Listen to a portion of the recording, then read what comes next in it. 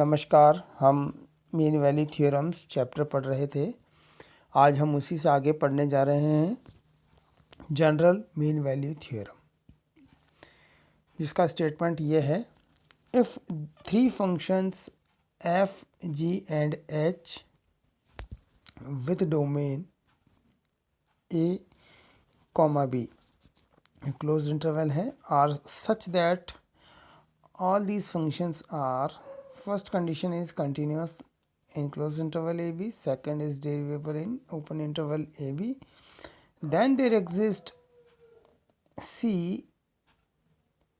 in open interval AB such that determinant of f dash C, g dash C, h dash C, f a g a h a f b g b h b is equal to zero. ये जो determinant है ये zero के बराबर, ये हमें prove करना है। तो हम इसका प्रूव करते हैं। Let we define a function f in closed interval a b such that, हम क्लोज इंटरवल ए बी में एक फंक्शन एफ इस तरह से डिफाइन करते हैं कि वो क्या लिया हमने, क्योंकि जो हमें सिद्ध करना है उसके अकॉर्डिंगली हम जो है एफ एक्स को हम अज्यूम कर रहे हैं, क्योंकि जब हम इसका डिफ्रेंसिएशन करेंगे तो हमारे पास जो हमें प्रूव करना, देखिए हम वो ला सकते हैं जो कि हमें प्रूव करना, इसलिए उसको देखते हुए हमने इसका फंक्शन को अज्यूम किया। इसलिए f x is equal to क्या लिया हमने, determinant of f x g x h x f a g a h a and third row is f b g b h b for all x belongs to in closed interval a b. ये हमने मान लिया, जो कि अगर हम simplify करते हैं तो ये इस रूप का आएगा हमारे पास, क्योंकि इसे हम जब डिटर्मिनेंट को सॉल्व करते हैं तो हमारे पास एफ एक्स के साथ में जो कोफिशिएंट आएगा उसको हमने ए माना, और फिर जी एक्स के साथ में जो कोफिशिएंट आएगा उसे हमने बी माना, और एच एक्स के साथ जो कोफिशिएंट आएगा उसके हमने सी माना। देखिए, इसलिए हमने इसे इस तरह से लिखा है, a f x plus b g x plus c h x, where A, B and C are constant. अब हम देखते हैं, since fx, gx and hx are continuous on closed interval AB, ये हमें पता है, given है, ये हमें दिया गया है। तो जो हमें पता है A, B और C ये कांस्टेंट है, तो ये कंटिन्यूस होते हैं, और इनका जो सम है कंटिन्यूस फंक्शंस का वो भी क्या होगा, कंटिन्यूस होता है। इसलिए हम क्या कहेंगे, f is the sum of continuous function, therefore f is continuous on closed interval a b. इसे हम इक्वेशन नंबर 2 दे दिया। ऑल्सो हम देखेंगे, since f x g x and h x are derivable on open interval a b, similarly we can say f is derivable on open interval a b, क्योंकि fx gx and gx hx are derivable on open interval ab, and f is the sum of these derivable functions, therefore f is derivable on open interval ab। f जो है इन सभी differentiable जो functions हैं उनका सम है, इसलिए हम क्या कहेंगे, f भी डेरिवेबल है ओपन इंटरवल ए बी में। अगर हम एफ ए और एफ बी को निकालें यहाँ से, इसे डिटर्मिनेंट में हम x is equal to a put करते हैं, तो एफ ए, तो हमारे पास देखिए पहला जो रॉ है वो आएगी f a g a h a, second row भी वो की वही है, तो दो रॉ सेम है। इसका मतलब एफ कैपिटल एफ ए जो है ये यहाँ से ये ज़ीरो के बराबर आएगा। सिमिलरली एफ बी, जब हम x is equal to b put करते हैं उसमें, तो भी हमारे पास दो रो कॉमन आती है, सेम आती है, इसलिए एफ बी का मान भी ज़ीरो आएगा, इसलिए f a is equal to f b is equal to zero. तो इसे हमने इक्वेशन नंबर 4 दे दिया। तो जैसा कि हमने इससे पिछली थ्योरम्स में पढ़ा है, एफ जो है इक्वेशन 2, 3 एंड 4 इसका यूज़ करेंगे हम, तो उनसे हम क्या कर सकते हैं, F satisfies all the conditions of Rolle's theorem, क्योंकि f जो है कंटिन्यूस है क्लोज इंटरवल ए बी में, डेरिवेबल है ओपन इंटरवल ए बी में, और f is equal to f b भी हमने यहाँ बता दिया।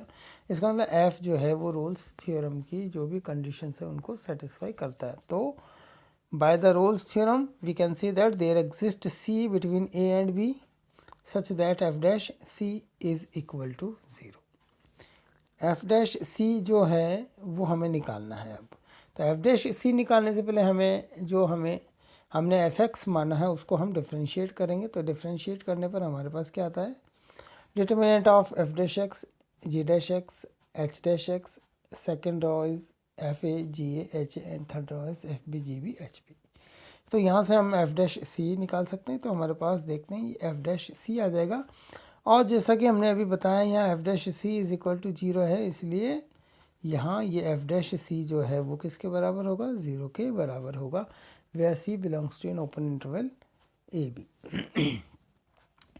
इसके स्पेशल केस है 2, क्योंकि जनरल मीन वैल्यू थ्योरम है, इसलिए ये किस कंडीशन में जो है Lagrange's mean value theorem and Cauchy's mean value theorem में परिवर्तित हो जाती है, रिड्यूस हो जाती है। वो देखिए यहाँ पर अगर हम लेते हैं h x is equal to k constant के बराबर, कोई भी कॉन्स्टेंट ले, तो हम देखते हैं कि h a is equal to h b is equal to जो है हमारे पास वो के बराबर हो जाता है, क्योंकि h x is equal to k है, then h a is equal to h b is equal to k होगा, जिससे कि एच डैश सी जो है वो 0 आ जाएगा हमारे पास। तो जब हम ये कंडीशंस, ये जो हमने वैल्यूज़ निकाली ये हम पुट करते हैं उसमें, जनरल जो हमने इक्वेशन जो हमने इसका स्टेटमेंट लिया है उसमें हम अप्लाई करते हैं, तो हम देखते हैं कि हमारे पास जो फॉर्म आती है वो स्टेटमेंट आता है वो कॉशीज मीन वैल्यू थ्योरम का आता है। तो इसका मतलब इस कंडीशंस के साथ इस स्पेशल केस में जो है हमारे पास ये जो थ्योरम है जनरल मीन वैल्यू थ्योरम वो कॉशीज मीन वैल्यू थ्योरम में बदल जाती है। इसी प्रकार when g x is equal to x, अगर हम जी एक्स को एक्स के बराबर लेते हैं and h x is equal to k, ये दोनों लेते हैं, तो हमारे पास जो आफ्टर सिंप्लीफिकेशन ये वैल्यूज पुट करने पर हम देखते हैं कि the theorem reduces to Lagrange's mean value theorem. ये आप करके देख सकते हैं, इजीली ये हो जाएगा। तो अब हम आगे इसके कुछ सवाल करते हैं। पहला सवाल है compute the value of theta for the function f x is equal to a x square plus b x plus c in the following form of Lagrange's mean value theorem. Lagrange's mean value theorem की जो form दी हुई है उस form में हमें ये जो है इस गिवन फंक्शन है इसके लिए थीटा की वैल्यू फाइंड करनी है, हमें ज्ञात करनी है। यानी कि फॉर्म क्या दी हुई है, f of x plus h is equal to f x plus h f dash theta plus h where theta is greater than 0 less than 1। इसे हमने इक्वेशन 1 मान लिया। तो अब हम इसका सॉल्यूशन करते हैं, क्योंकि इसमें देखिए हमें क्या क्या चाहिए, जो दिया हुआ है इसका लैग्रेंजेस मीन वैल्यू थ्योरम का फॉर्म दिया है उसमें हमें क्या क्या आवश्यकता पड़ेगी, एफ एक्स प्लस एच की वैल्यू निकालनी। इसमें एफ एक्स भी है जो हमें दिया हुआ है, और f dash x plus theta h की वैल्यू हमें देखनी पड़ेगी। इन तीनों की वैल्यू जब हम इसमें इक्वेशन 1 में पुट करेंगे तो हमारे पास थीटा की वैल्यू निकल करके आएगी। तो एफ एक्स प्लस एच कैसे हम निकालेंगे, यहाँ हमें दिया हुआ एफ एक्स क्या है, तो यहाँ से f x plus h is equal to हमारे पास हो जाएगा ए एक्स प्लस एच का square plus b x plus h plus सी।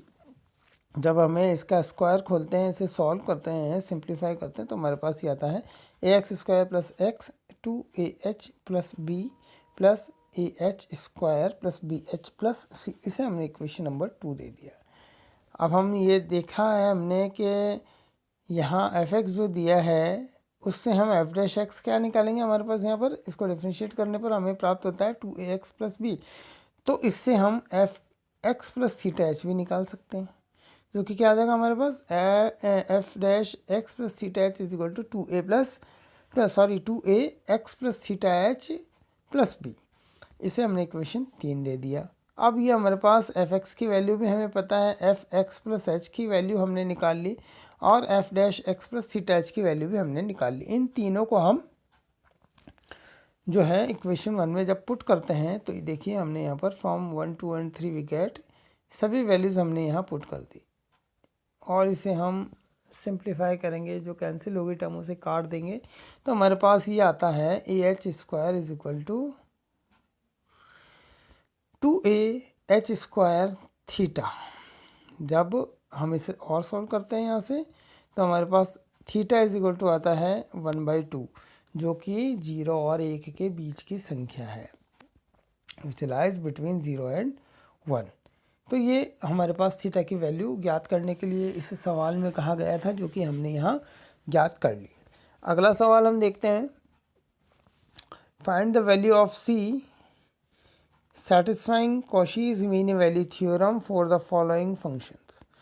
हमारे पास कौन कौन से फंक्शंस दिए हुए हैं, f x is equal to sine x, g x is equal to cos x, जहाँ एक्स क्या है, x belongs to close interval 0, π/2। हमें सी की वैल्यू ज्ञात करनी है, जो कि कॉशीज मीन वैल्यू थ्योरम को सेटिस्फाई करती है, और for the following function, in functions के लिए जो है कॉशीज मीन वैल्यू थ्योरम को सेटिस्फाई करती है। तो चूंकि हमें कॉशीज मीन वैल्यू थ्योरम का हमने बारे में पढ़ा है, तो उसके अकॉर्डिंग जो हमारे पास इसका स्टेटमेंट है, उसके अनुसार हमें जो जो चीज़ें चाहिए वो हम यहाँ निकाल लेते हैं। f0, चूँकि यहाँ जो क्लोज इंटरवल है वो हम जनरली a, b लेते हैं, तो यहाँ हमारे पास a की जगह तो है 0, b की जगह π/2, तो f(a) यानी कि f0 ये हम निकालेंगे sin 0 is equal to 0, f(b) यानी कि f(π/2) यानी कि sin π/2 is equal to 1, g(a) यानी कि g0 is equal to cos 0 is equal to 1, and g(b) यानी कि g(π/2) is equal to cos π/2 is equal to 0। ये हमने निकाल लिया। आगे f' हमने निकाला तो cos x आया, इससे हमने f' निकाल लिया तो cos c आ जाएगा। g' निकालने पर माइनस साइन x आता है, तो इससे g' is equal to minus sine c आ जाता है। तो कॉशीज मीन वैल्यू थ्योरम के अकॉर्डिंग क्या होता है, f' upon g' is equal to f(b) minus f(a) upon g(b) minus g(a)। तो हमारे पास यहाँ f' की वैल्यू हमें पता है, g' की वैल्यू पता है, f(b) माइनस f(a) ये हमने अभी इससे पहले वाली स्लाइड में निकाले हैं, g(b) और g(a) भी निकाले हैं। तो ये हम सारी वैल्यूज़ इसमें जब पुट करते हैं तो हमारे पास देखिए ये सॉल्व होकर के आता है कि cos c upon minus sine c is equal to 1 minus 0 upon 0 minus 1 which is equal to 1, means cot c is equal to 1 and tan c is equal to 1। अब tan c is equal to 1 है तो c का एक मान हमारे पास आता है π/4। तो हमें इस इंटरवल के बीच में ऐसा मान देखना था जो इस इंटरवल के बीच में हो, तो c का मान एक जो है π/4 आता है, और वो है जो कि इस ओपन इंटरवल 0 π/2 के बीच में लाई करता है, इसलिए c का ये मान हमने यहाँ ज्ञात कर लिया। तो आज के लिए इतना ही, अगले भाग के लिए हम अगली कक्षा में पढ़ेंगे। धन्यवाद।